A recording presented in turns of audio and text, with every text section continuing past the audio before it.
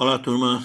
Hoje vamos começar a falar sobre ligações químicas. Essa é a ligação química. Vamos tentar explicar as diversas teorias que procuram explicar como que os átomos na natureza se ligam para formar os diversos tipos de substância.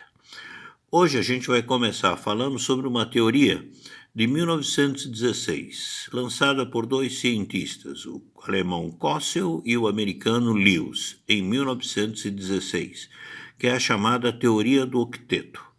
Essa teoria ela explica aí diversas substâncias da natureza, né? Essa teoria do octeto.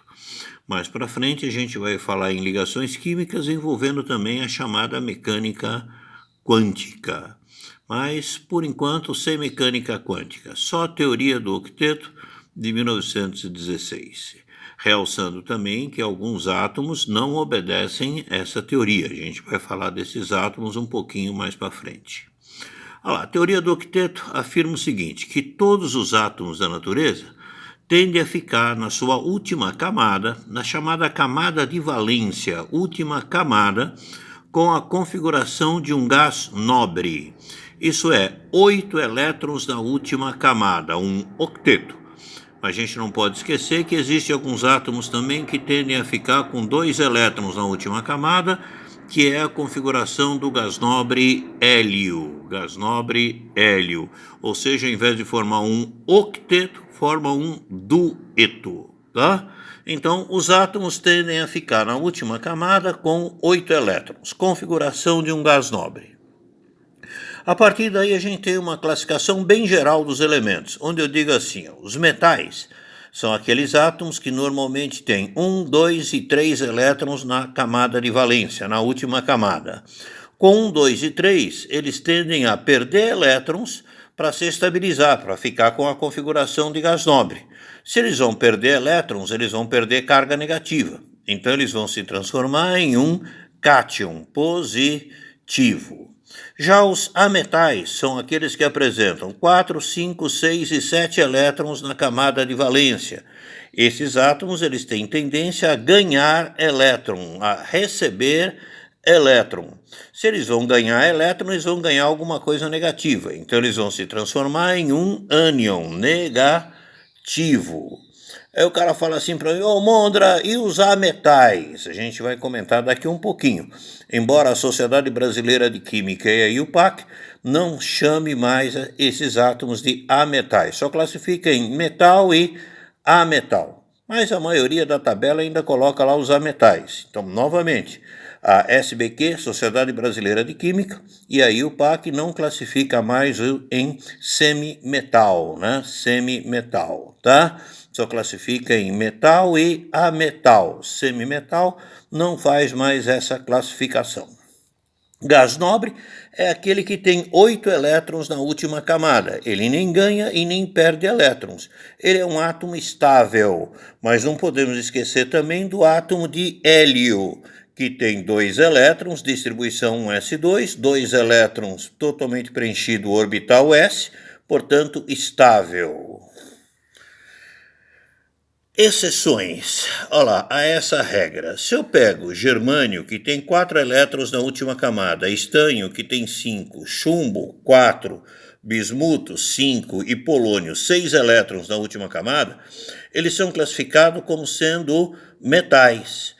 Isso devido à tendência que eles têm de perder elétrons. Embora com 4, 5 elétrons na última camada e até 6 elétrons na última camada, eles têm uma tendência a perder elétrons. Isso aí é chamado de efeito blindagem.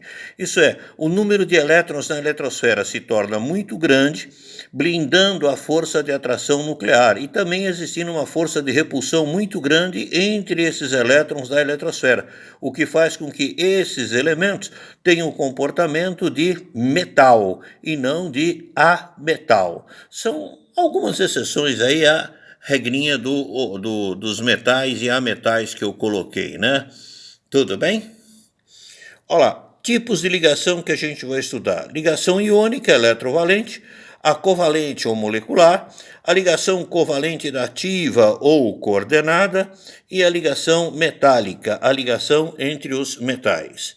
Hoje vamos dar uma olhadinha na ligação iônica ou eletrovalente. A ligação iônica ou eletrovalente é aquela que ocorre entre um metal, então 1, 2, 3, e ametal, aquele que tem 4, 5, 6 e 7 elétrons na última camada. O metal perde elétrons, o ametal ganha. Quem perde fica positivo, um cátion. Quem ganha fica negativo, um ânion, e a partir daí eu tenho uma força de atração de natureza eletrostática, né? Uma força de natureza coulombica, carga positiva atraindo carga negativa. Vamos continuar dando uma olhadinha nisso. Vamos lá? Vamos pegar, por exemplo, o NaCl, o cloreto de sódio, sal de cozinha. Esse composto é interessante da gente analisar. Se eu pego sódio tem número atômico 11 prótons no núcleo, 11 elétrons na eletrosfera, distribuição termina em 3s1, um elétron na camada de valência, no orbital s. Altamente eletropositivo, tendência a perder elétron, altamente reativo, né? Se você pegar na mão sódio metálico, forma um buraco, se você jogar na água, explode, né? Fica guardado dentro de querosene no laboratório, né? Precisa colocar dentro de querosene, não pode ser exposto ao ar nem à água. Quem quiser depois dá uma pesquisadinha disso na internet, que tem vários exemplos aí de experiências com sódio, bonitinhas. O cloro, número atômico 17, distribuição, 7 elétrons na camada de valência, um orbital S com 2 elétrons emparelhado, 3 orbitais P, 2 orbitais P com elétrons emparelhado e um orbital P com elétron sozinho, desemparelhado. Vamos escrever as chamadas fórmulas de Lewis, de Gilbert-Lewis, onde a gente coloca o número de elétrons na camada de valência, mostra os elétrons emparelhados e os elétrons desemparelhados. O sódio com um elétron perde esse elétron, fica uma vez positivo. Cátion, olha lá, 11 mais, perdeu um elétron, ficou com 10 menos, carga total 1 mais. O cloro, que ganhou um elétron, 17 mais, ficou com 18 menos, uma carga negativa. A partir daí, positivo atrai negativo, formando NaCl, o cloreto de sódio. Repare que aqui NaCl representa a menor proporção entre íons, cátion sódio e ânion cloreto. Na verdade, na natureza, eu não tenho um cátion sódio e um ânion cloreto, né?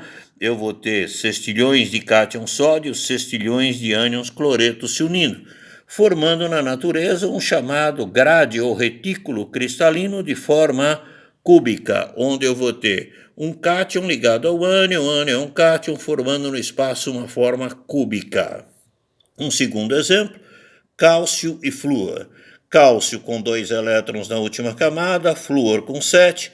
Fórmula de Lewis, o cálcio perde 2 elétrons, um para cada átomo de flúor, o cálcio ficou positivo, o flúor ficou negativo, a partir daí a atração, formando fluoreto de cálcio.